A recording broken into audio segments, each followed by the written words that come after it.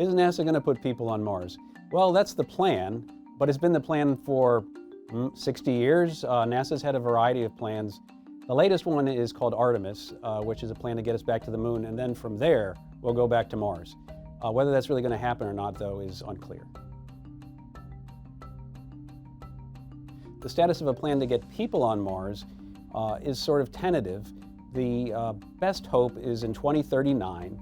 They'll launch a 2 to 3 year mission to Mars to put people on the red planet for a month and then come back. Observers, however, think that more likely we're talking 2050s till that really sort of happens. One of the interesting things about going to Mars is that a lot of it depends on the orbital mechanics of the two planets, where they really only line up just right for the most efficient orbit every 26 months or so, and all those lining ups aren't quite the same. So it tends to delay things 3 years or 6 years or 9 years to get things to just line up just right to send your cargo ship full of food and astronaut kibble and all that other good stuff to Mars in a timely and efficient way that even makes it possible to begin to think about doing this.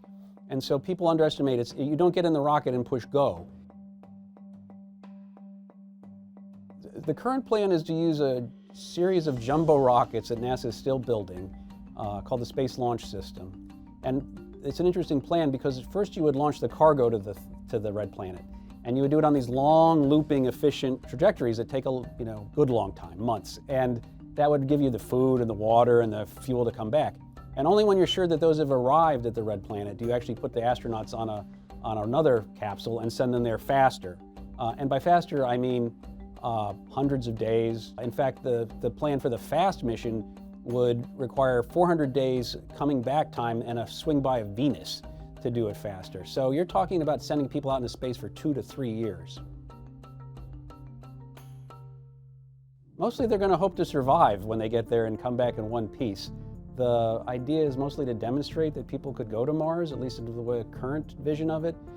There is language about doing geology, checking out rocks. The hope is that one of these robotic missions on Mars finds something really interesting, like a fossil of a microbe or something like that, and then you have to send human geologists there to really, really dig into it. That would be a better justification than we have for it now. But in terms of what are they going to do there? Mostly land and come back.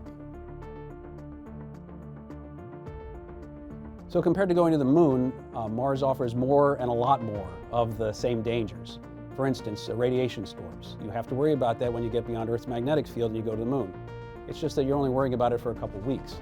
Talking about years going to Mars where you have to worry about solar storms coming in and giving people cancer-causing levels of radiation. We don't know if people will be able to handle the rigors of that kind of isolation, where if something goes wrong on the moon, it's bad, but it's just a couple days to come back. If something goes wrong on Mars, it's hundreds of days to come back. So that might cause psychological stress that we don't have now. There's all kinds of things just about the health of people in orbit that we're still figuring out. It was only a few years ago we figured out that being on the space station for long term damaged people's eyes. So there's just a lot we don't know.